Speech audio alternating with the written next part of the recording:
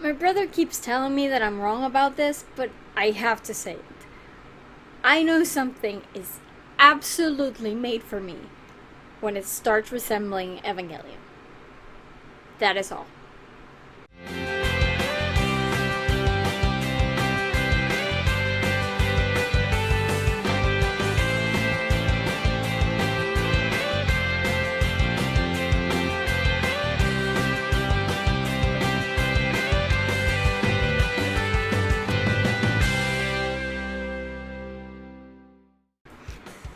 Hi everybody, Carla here. So, one thing that happened last week that I'm sure you've all heard way too much about is that just yesterday a brand new trailer for The Last Jedi, which is the next movie in the Star Wars episodic saga, came out.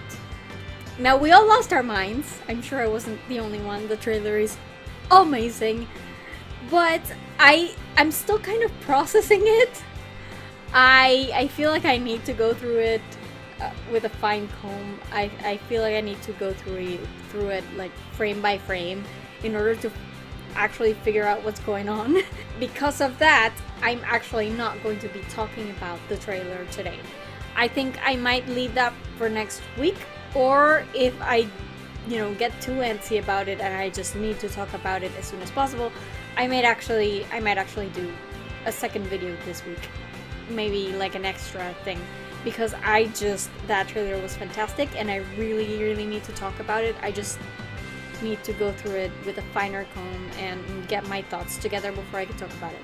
So what I'm gonna talk about today is, just over the weekend I finally got around to watching the next movie in the Digimon Tri series, which I've already made a bunch of videos about for the previous movies in the past. And you know how much I love Digimon. It's one of my favorite animes ever. And I am so glad that Tri is happening and I get to see my babies grow up, basically. Like, you know how I get when it comes to casts that have to do with like coming of age kids and friendship and stuff like that. It's my favorite. So I watched the latest movie in the Digimon Tri series, which came out on the 30th, but I didn't have time to watch it until now.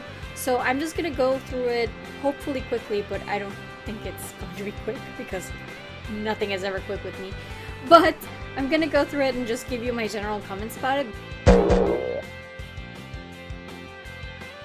Guys, this one might be my favorite. Like, this episode, I'm pretty sure, like, I probably need to watch it again just to make sure, but I'm pretty sure it's become my favorite one. It's so good. I'm so happy. It was such a good episode, man. So yeah, I'm gonna go through it. Danger, Will Robinson! Danger! No, Will Robinson! Danger! The episode is titled Coexistence, which I think is a really cool title. It really fits very well with the theme of the movie, and it's the 5th one in the series. Of course, there have been 4 already.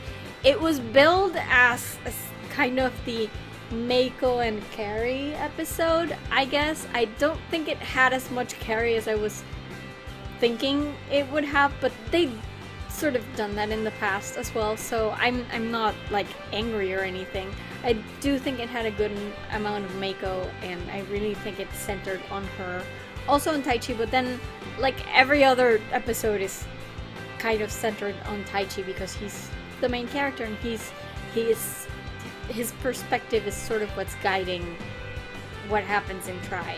That's what I've been able to gather here. So I enjoyed it. I think it's probably my favorite episode out of the 5 right now. I really loved it. It was so great. So I'm just gonna start talking about it in a general way. The first thing I noticed when I started watching it is that for some reason it happened to have a lot of what I think to myself as still moments. When the art, instead of being animated, is just like still, and zooming in and out of stills and panning from one side to the other in a still. And I remember they do that a lot in, say, Attack on Titan. And it's because the battle scenes cost so much. There's such a huge chunk of the budget that they literally don't have money to animate certain scenes, so they kind of just use a still frame to still kind of say that something's going on, but not have to animate an entire sequence, which costs a lot of money. So I'm wondering if for Digimon, for this episode, it was an artistic decision, or if it was something about the budget. So it just jumped out at me straight away that there were many stills used in the movie. So that's important. I really love the ending. They change endings for every movie. The opening song is always the same as Butterfly by Koji Wada. And the ending, however, they switch it up for every movie. It's funny because my brother hadn't realized that for some reason. Like, he was so shocked that they changed the ending, and I'm like, it's different for everyone, Dumbo. So yeah, it's but I really like this one. And even the ending sequence, although it was simple, which goes again to the budget issue, like, did they have budget problems? It's a very simple sequence. It's just the group standing there and then the Digimon standing there. But I thought it was really gorgeous. I love that they were sort of looking at the vastness of the sky and stars, and it looked beautiful. The song was so pretty too. I was so happy to see a duet. It was lovely. I adore the song. I haven't looked up the name yet, but I will, because I adore that song. It's amazing. They did certain things in this movie that I thought were kind of neat. They had, during the evolution sequence, they actually, instead of going one by one and wasting forever as they tend to do, because they go like, oh, this Digimon evolves first, and then this one, and then this one, and then this one, and next thing you know, it's been 5 whole minutes, and you're just sitting there waiting for them to evolve. It bugs me, but this time they did it wise. They played it smart. They actually did like a split screen with all the evolutions, and it actually really worked for me. I thought it was actually really cool. So that's good, and I like that all their movements were sort of choreographed so that everything was happening at this exact same time. The only part where they sort of went off of the choreography, I guess, or off of the sequence, is when they say their names at the end, because everybody says their name like at a different time and it just sounded weird. But the visual of it was really cool. I liked it. It also reminded me a lot of Voltron. As far as design, this new evolution of Meicoomon, I didn't like. She looks really ugly. I mean, she looks like a lion, but like with the body of a person, except a furry person, and it just looks weird. I liked the first evolution of Meicoomon better, even though she has boobs, which I still don't get. But this new one, I don't like it. I think it looks ugly, honestly. I think they could have done a better job of designing it. Speaking of Digimon and doing a better job, one thing that stood out to me was that Angelwomon's, and look, I'm not a gamer, so I don't keep these things in my mind all the time. I don't remember stuff like attacks. That's not in my brain. It doesn't happen. So I was kind of shocked to hear Angelwomon's attack, which you can hear her say Holy Arrow, and then in the subtitles it says Celestial Arrow. And I'm like, do you think I'm not listening? Do you think I'm deaf? Why would you translate it differently? And I get it. It's some kind of like PC, politically correct, holy is for one specific religion type of thing. I get it. I still wish they wouldn't do that. Because I can hear her anyway, and it just sounds discordant to my ears, and it takes me out of the plot. It's annoying. Also, and this is what I was saying in my intro to this video, there were so many things about this movie that reminded me so completely of Evangelion. And if you know me, you know that Evangelion is my favorite anime of all time, possibly my favorite fictional creation of all time. So the fact that this movie made me think back so much to Evangelion, that alone would make me love it. Like, I loved everything else, but if it was just that one thing, I would love it just for that.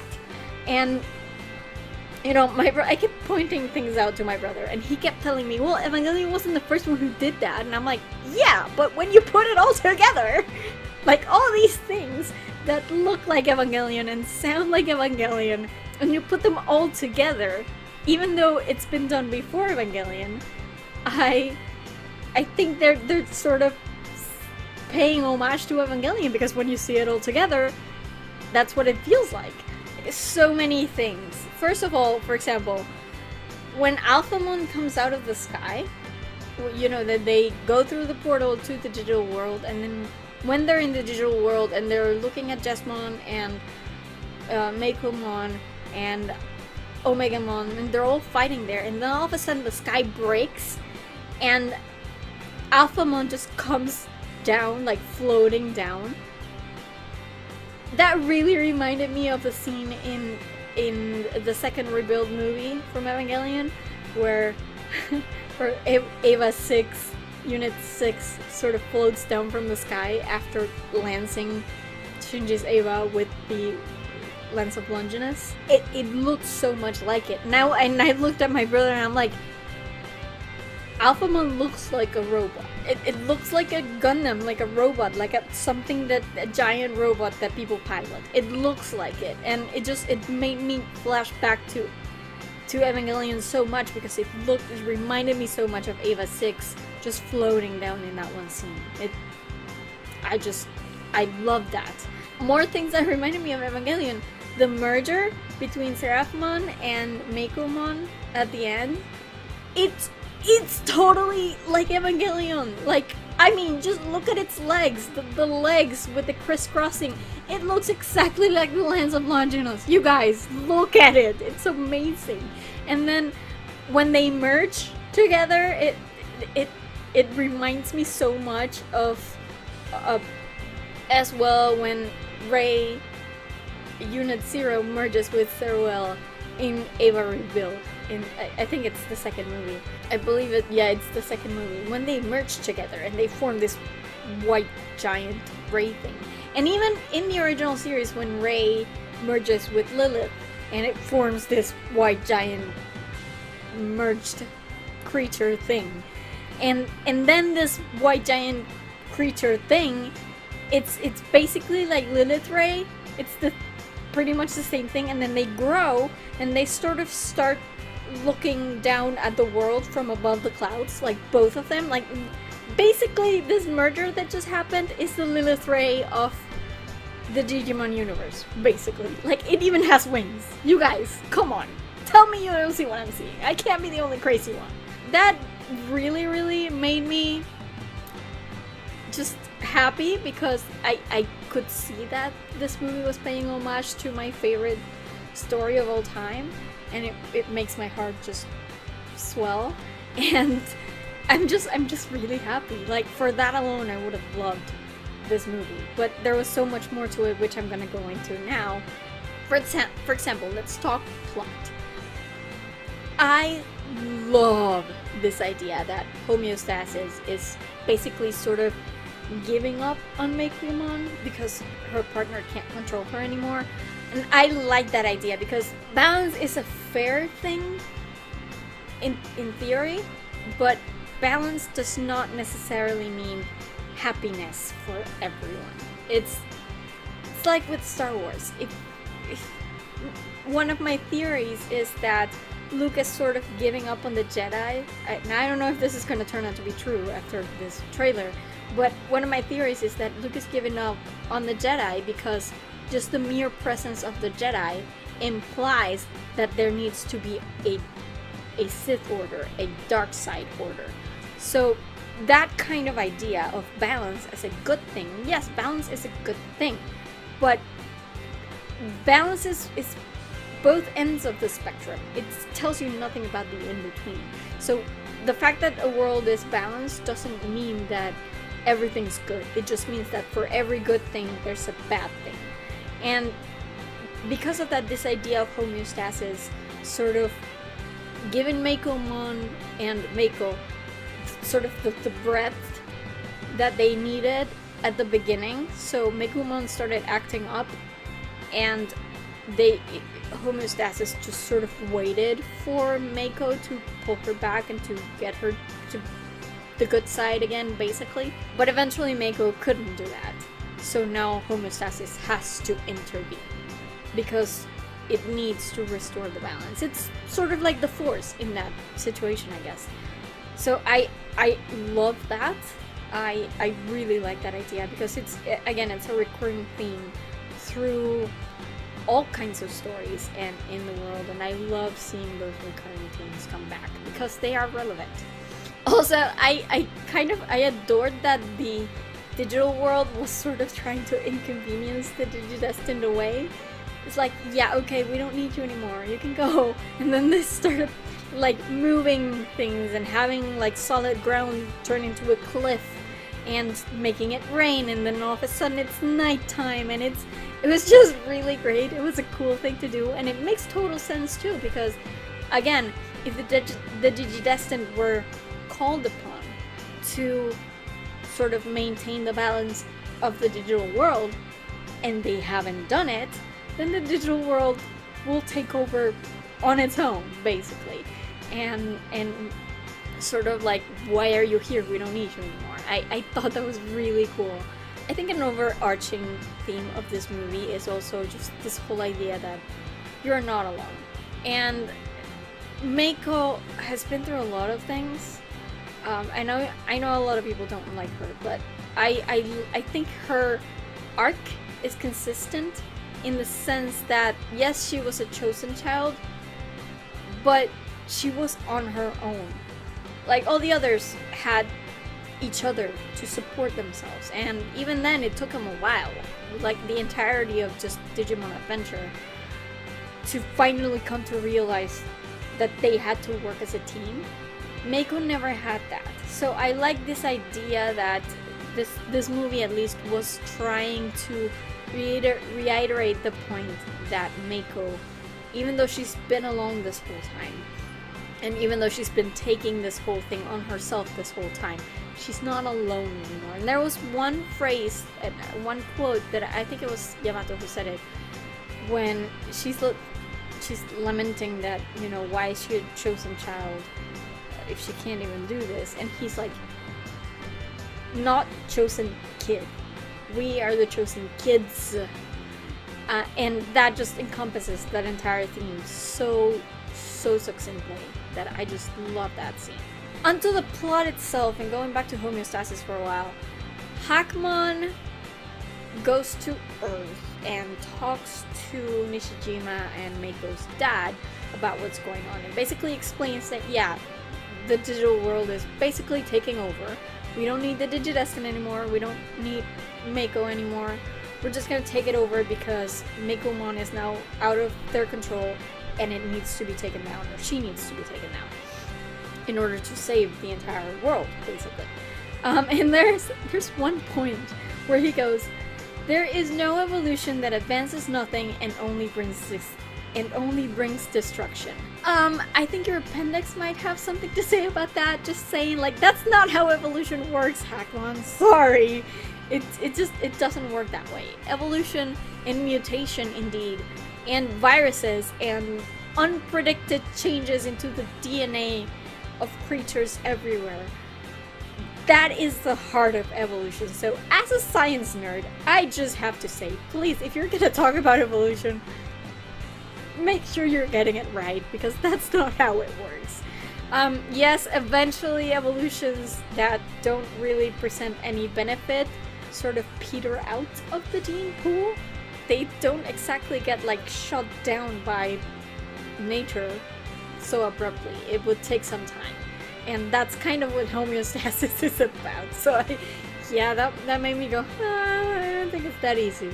You know, it's an oversimplification, but that's just me, I'm a nerd. When they mentioned Apocalypse, I had to go look it up because, listen, it's been a long time since I've watched any of this, and even if I had watched it recently, my brain just doesn't store all that much information when it comes to stuff like this. So I wasn't sure who Apocalypse was. I knew it was one of the big bads.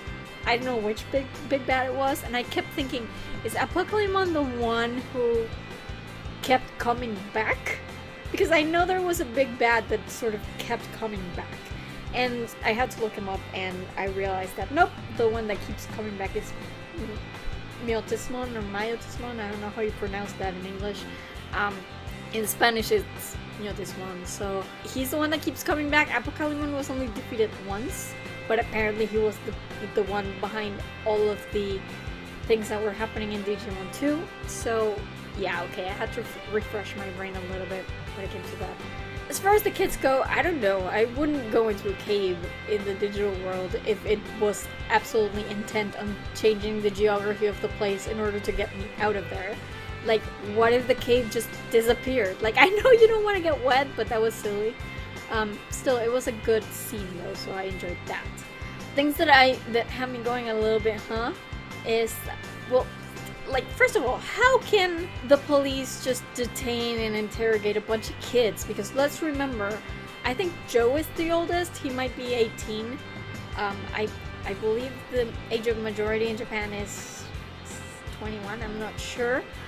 But, like, the oldest is Joe. He's 18. All the other ones are 17 or under. And the police just grabs them and sits them in a room and tries to interrogate them without a parent around. Like, does that happen in Japan? My brother keeps telling me that there was this story of this one kid who did something in Japan and was tried like an adult, and it's a Japanese cultural thing. And I'm like, yeah, but they still have to comply with international rules. So I'm pretty sure that they wouldn't just grab kids off the street and interrogate them without their parent or lawyer present. That was weird to me. I feel like I need to go back and rewatch the older movies, the previous movies, because if it's supposed to be, it's supposed to be summer break, right? That's what they say in this movie. But why are they all in uniform? I don't remember. Why? I don't remember that. I don't know. I need to go back and rewatch. Obviously, my brain just doesn't store this kind of quick, but doesn't extend as far as that when it comes to memory. Honestly, the whole idea of the entire group spending the night together at school, I love that. That was my favorite part of the movie. I could watch 6 straight movies of nothing but that, and I would love them, because those kids are the reason why I watch Digimon at all. It's not the battles, it's not even the Digimon themselves, it's the kids and the friendship and the relationships between them and the bonds between them. So I could watch an entire movie of them just hanging out in a room. And this movie gave me that, and I thought it was lovely. It was really the best part. I could watch it over and over again. Then later on they revealed that Meikumon is, like, her fear is sort of making things worse. Her fear is sort of increasing her powers, or at least debilitating the barrier on her powers. If fear is the culprit, then I totally place the blame on Mei's father. Why the hell did he have to experiment on the poor thing? Like, seriously? It's your daughter's pet, you awful person. What the hell? Then at the end, it's funny because I guess they try to, like, leave us at a cliffhanger, almost literally, so that, there are stakes in these movie series, I guess. But then it's Taichi the one who falls. And we're like, well, we know Taichi doesn't die. Like, we have the epilogue of Digimon 2. We know he lives, right? So it's like, oh yeah, Taichi isn't going to die. Oh wait! Nishijima can die! So yeah, that's interesting. So they literally just, by the slightest moment, they made it better and actually upped the stakes, so I like that. And I did think that there was not enough grieving after Tai. Like, everybody looked pretty normal. I guess the only one that actually, like, had a really heartfelt, I guess, reaction would be Carrie, but then she just becomes possessed or something. I guess I would say that her brother's death sort of breaks the seal in her mind or whatever. She has a breakdown and loses control and gets possessed by whatever thing is possessing her now. But I wish we could have seen more of the kids sort of cry. I know Mimi was crying, but they barely focused on that. I was hoping for more from Sora. I was hoping for more from Takeru.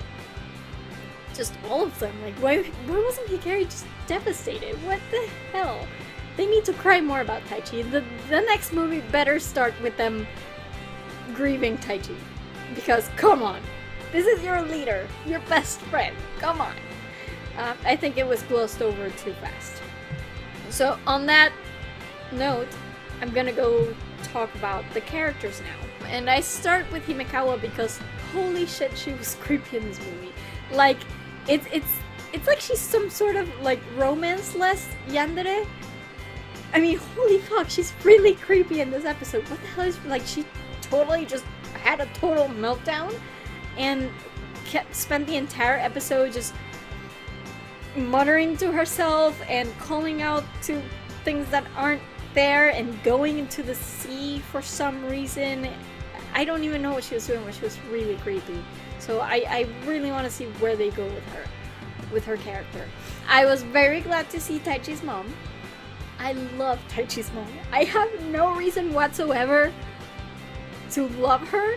I just have a soft spot for her, and I always have. I've loved her since Digimon 1, and I think she's great. I'm always glad to see her in any of the movies, and I was glad to see her in this one. As I mentioned before, Magical Girl Hikari is back, and I still don't understand why she's a magical girl in this context. Like, what is so special about Carrie that she can get possessed by homeostasis and God knows what else? I want them to tell me. I just want to know why. Why Carrie? Why not anybody else? Is it because of the Crest of Light? Is it because of her personality that she's giving? That she's generous? I don't even know. I want them to try and explain it, because it's been, I mean, since the first season we've had an inkling that there's something special about Carrie. Something that's a bit more connected to the digital world than any of the other kids are, and I want to know what that is. Freaking explain it already, damn it. I gave them so many bonus points for actually having Sora mention her own self-worth issues in the past in order to comfort May. I think that's really great. I love it when they show that they remember the continuity, and that sort of period of time for Sora was one of my favorites of the first season, so I really enjoyed that. I found it funny though that at one point when they're in the cave, Mimi's like, they're talking about their Digimon and how they have to complement each other basically, and Mimi's like, we've got a lot of faults, but that's kind of what balances us out, and she hugs Palmen, and I'm like, Mimi, you and Palmen are basically the same person. I don't think this whole balancing us out thing is really appropriate for you, so that made me I don't know, laugh. As far as May goes, I actually thought her plight was very understandable here. She felt like she failed, basically. She felt like she should have done more for Mekumon, and she couldn't. And why was she chosen if she couldn't do it? So I actually really like that she's grown on me. I know she was kind of just blah initially, but she's grown on me a lot. I love Nishijima being all like super secret government agent like. I thought that was cool. You tell him 007. Most of all though, what I really liked about this one is Taichi. I think he truly comes through as a leader in this episode. And I love the progression that he's been through in the Tri-series. I know a lot of people don't enjoy it because they think he's sort of, I don't know, reversed or gone in reverse from what he became in Digimon 1. And I've seen a lot of people say, hey, Taichi would never do that, stuff like that. I get it, but I also know that growing up is hard to do. And I also know that being the leader brings with it a lot more issues to deal with, even when you're not growing up. And it makes a lot of sense to me that in Adventure, in the first season, his arc sort of became or comprised of him being this kid who just liked to have fun into becoming a leader. And realizing that as a leader, you're responsible for the lives of others. And sort of in Tri, he has to come to grips with that, with this idea that being a leader also involves a permanent state of worry that his 11-year-old self never really felt. but now it's sort of part of his everyday life because he's the leader. And now in Try he has to come to grip with that, and with the fact that every decision he makes now he will second guess because he's so incredibly aware that his friends' lives depend on his decisions. So I think I really liked it, and I think in this episode it sort of became very clear that this is what his behavior earlier on was going towards. So I'm really happy with that. I really like Taichi in this Try series, honestly. It's a good transition for him. Takeru initiating a night of scary stories. That makes so much sense. I mean, when you think back to the Digimon 2 epilogue and realize that Takeru is going to end up being a writer, of course, it makes total sense that he would be the one to initiate this kind of thing. And it also cracked me up that Yamato is brave enough to fly to Mars on a rocket ship, and yet he's afraid of scary stories. Cracked me up so much, and I love him. You're such a doofus. And I love how he kept kind of air guitaring through the whole thing just to distract himself. That's very, very Yamato. There were little moments that I loved, little character moments that I adored. Like, for example, Sora comforting Mimi when Mimi was talking to her parents and she was getting emotional, and Sora's like, hey, you know, I'm here. That was cute. Yamato not wanting to talk to his mom. I don't think their relationship is as bad as it was in Digimon 1 anymore, but I still think Yamato's like, dude, I'm cool. I don't need to speak to my mother. I'm cool. It's okay. You explain. That's all we need. I kind of think it's more along those lines rather than him being angry at her or something. I wonder where Taichi and Hikari's dad is, though. Like, we haven't seen any of him in this thing, and that's weird. There was this scene with Mei where she's talking to her dad, and then after that she keeps sort of talking to herself, and she's doing it in this Totori accent, and the translation, quote-unquote, of the Totori accent was horrendous. Like, I hate it when subtitles try to attempt to, like, translate accents. It's weird. But I like the idea of her accent sort of sticking to her, because I was born in the countryside and most of my family is in the countryside, and I remember when I used to go there during the summer breaks and stay there for like 3 months or something, and I would come back to the city and I would totally have that accent still. It would just stick with me, and I like that they kind of tried that with Mei. It was weird that Mei was talking to herself, however, it gave me Himekawa vibes. I don't like that. And I find it funny that Taichi's just really not good at this whole comforting thing. You know how he tried with Sora last time and it didn't work? He shouldn't try with me either. As far as Meikomon, I mean, obviously she was scared. I think she's just she's not being rational at this point, but I did wonder why she first tried to kill Mei and then tried to save her. Like, it makes total sense, right? No, it doesn't. So I don't know where they're going with that. I guess they were just trying to say that Meikomon, the real one, is actually still in there, even though she's out of control. There was a part where Nishijima basically yells at possessed Kari, or in this case, homeostasis. He yells at her, hey, these kids and their Digimon are not your pawns. And that, I cheered, because holy hell, people keep forgetting that these are just kids. They're kids! They're freaking... The oldest one is 18. Like, you shouldn't have to put them through this. Why didn't you choose adults, you sicko asshole computer program? Like, seriously? Why children? I've never really understood that, and I'm glad Nishijima called her out on it, or him, or whatever it's supposed to be, I don't know. And I adore that Hikari tried to fight the possession, because it's the first time we've seen that. And again, I still don't understand why Hikari is the only special one who gets possessed by a computer program, even in the real world. But I like that she tried to fight it. I like that she's still sort of in there. It's a cool trope. I will take it every time they give it to me, and I love that Carrie actually fought it. That said, Genai has never appeared so much like a child molester as he did when he appeared in Carrie's sort of upside down, possessed world plane of existence. I don't know. It was really creepy. I mean, really getting child molester vibes here. Like, please go away. And again, Himekawa just...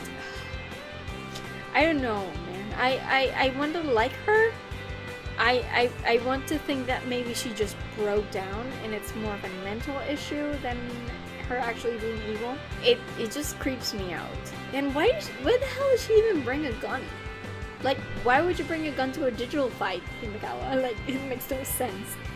And later on, I do have to say, all of my respect to Meiko, because admitting that Meikomon basically needs to be killed, that takes some lady balls. It's wow. I mean, what a thing. And I know that she doesn't do it because she doesn't love Meikomon, or she doesn't do it because she wants to see Meikomon dead. She does it because she loves her, and she doesn't want to see her suffering like this, and she doesn't want the world to go down because she couldn't make one hard decision. So, as far as I'm concerned, kudos to Meiko for that. And speaking of making hard decisions, kudos to Taichi as well, because he basically was forced to admit that they were at the point where Meikomon practically just need to be put down. It's like when a dog has rabies and can't be cured, you need to put it down because it might spread, it might cause damage, it might hurt people, and you know, sometimes it sucks. It sucks that it has to be that way, but I think Taichi is the leader, and this is what he's been grappling with for this entire Tri-series. The fact that sometimes leaders have to make tough decisions, and none of the other Digidestined kids were okay with his decision, especially not Yamato, but he knew that it had to be made. So, you know, leaders have to make tough choices, and I applaud him for that, even though it didn't pan out eventually in the end. I also don't know why Mei ran. I don't know if she wanted to be there when Meikomon died. I don't know if she wanted to kill herself. She wanted to die together with Meikomon. I don't know. I hope they make it clear later on. I do love that Yamato took charge though. So I love that. And I love that Sora was the first one to stand up and support. I totally did not miss that. So yay shipping. I will talk more about that later. Another thing that I really, really enjoyed about this movie is that it was hysterical. I laughed so much. Like, it had a very good balance of really dramatic moments and really hysterical moments. I loved it. So many things that made me laugh. For example, the Tamagotchi joke was amazing, because I keep forgetting that this isn't taking place in current times. This is taking place like 2007 or something. I don't remember. I haven't kept count, but it's only like 3 years after Digimon 2, and I keep forgetting that, and then I see a Tamagotchi and I'm like, oh, yep, that's it. Little things like Mimi falling on top of Gomamon, and Gomamon being like, can you get off now, please? It was so funny. Agumon and the food jokes, you know, I usually don't find it as funny, but usually there's at least one Agumon food joke that is funny in each movie. This movie had more than one, so thumbs up for that. You know, I wasn't expecting to actually like those stupid food jokes, but a couple of them landed well with me, so good. There was one moment which cracked me up, I think, more than any other moment, and it's when they're in the cave and looking out at the rain, and then someone just goes, they say a woman's heart and a digital world's weather are both fickle. What the heck? And then Agumon turns to him like, wow, you sure know difficult sayings. And I'm just like rolling on the floor laughing so hard. Also, there was one moment when Koshiro is explaining what's going on with Meikomon, and he explains it like a virus that has taken over her, or that they are considered a virus for the digital world at that point. And Mimi goes, A virus? How rude! And I totally heard that in Stephanie Tanner voice, just saying. This goes to show how old I am, but yep, Full House joke there. I know it. I still don't know how Piyama flies. Like, my brother pointed this out too when we were watching, and he was like, it literally moves her wings like twice per minute. It's really stupid slow. How is she flying? Like, my science brain just sort of explodes every time I see that. Cracked me up when they were running for the cops and like blaming each other and blaming Taichi. And Taichi's like, well, sorry, I can't do anything about it. We're running now. Like, we're already running. I can't stop it now. It was hysterical. I love that. It made me chuckle that Koshiro didn't remember the laptop trick. And I'm like, Koshiro, aren't you supposed to be the smart one in this relationship? Like, why did you not remember that? Just priorities. Always. Always worrying about his grades.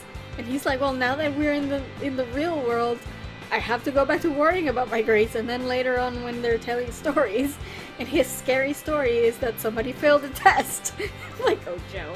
And then there's a point when they're in Daigo's van, when they're talking about it, and Joe just sort of stands up and hits his head on the on the ceiling of the van. And I laughed so hard I cried. Like, they didn't make it a big deal, but the sound, they didn't make the sound, and I laughed so hard. I did find it weird when they were in the school that everybody's trying to comfort Mei, and they're all talking about hope, and nobody looks at Takeru.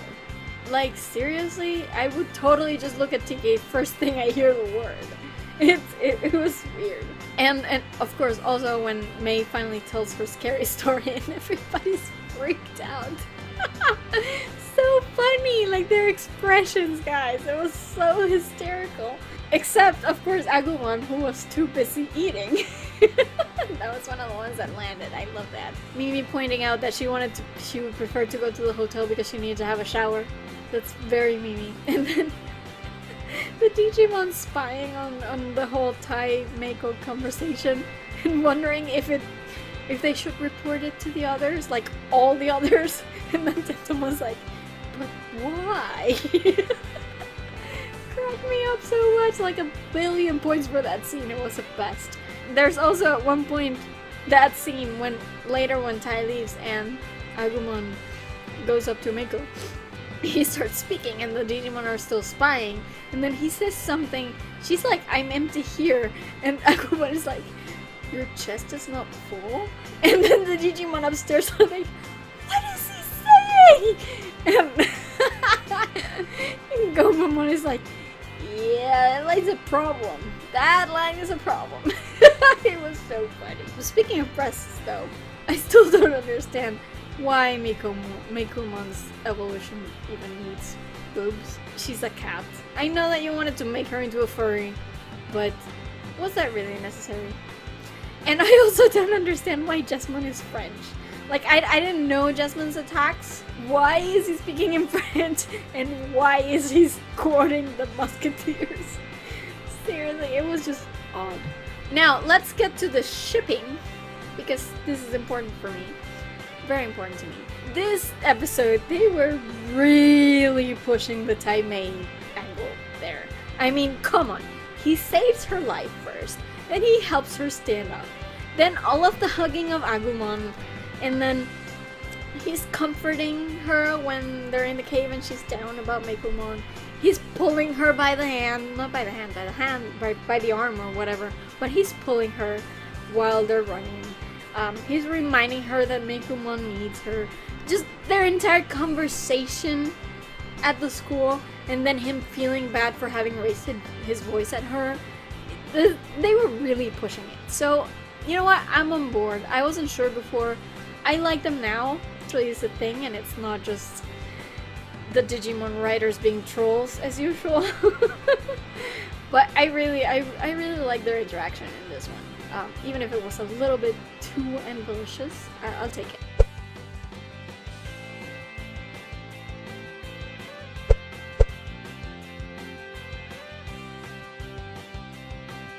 it gave us a lot of answers in the digital world, or computer programs that sustain the digital world, which is why homeostasis wants to keep the balance. I'm still not entirely sure what Yggdrasil is trying to accomplish in all of this. Like, does Yggdrasil want to destroy itself, or destroy the digital world, or what's going on? Should they be on opposite sides? It seems like they shouldn't be on opposite sides. And is Yggdrasil responsible for Genai's actions? Like, why is Genai even a bad guy? They haven't explained any of that. Is Yggdrasil the cause? Like, I am so confused. Well, this is pretty much my state of being when it comes to the Tri movies. It's basically, I am confused from beginning to end. And I'm glad that we got some answers in this one, a few of them, but I'm still waiting, you know, for the next movie to actually explain things, because otherwise I'm just lost, and I'm gonna spend the next 15 years of my life trying to decode what happened, much like with Evangelion, which I'm not sure I completely 100% understand, so I'm kind of steeling myself for the same kind of thing after the Tri movies were over. Who are the weird dark things that were threatening Himekawa? I guess I should know them, but I don't remember enough of the previous seasons to know all this shit. I'm sorry, my memory's just not that good. So I was wondering about that. And I don't understand what's happening with Hikari and Seraphimon, and what the hell is going on, you guys? Like, I'm so confused. What is happening? It's so complicated, and I sure hope that in the next one they explain things, because I don't understand. Still no sign of the Digimon 2 kids, by the way. And yes, I know they've mentioned that they're missing, but wouldn't the original Digidestin, the original 8, actually be worried about their friends who aren't around anymore for some reason and have disappeared? Like, why is there no mention of them?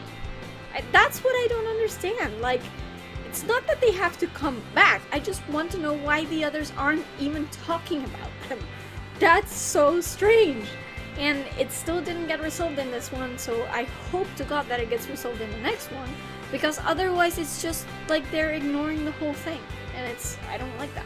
So yeah, in conclusion, this movie was basically my favorite out of all the Digimon Tri movies that we've had so far.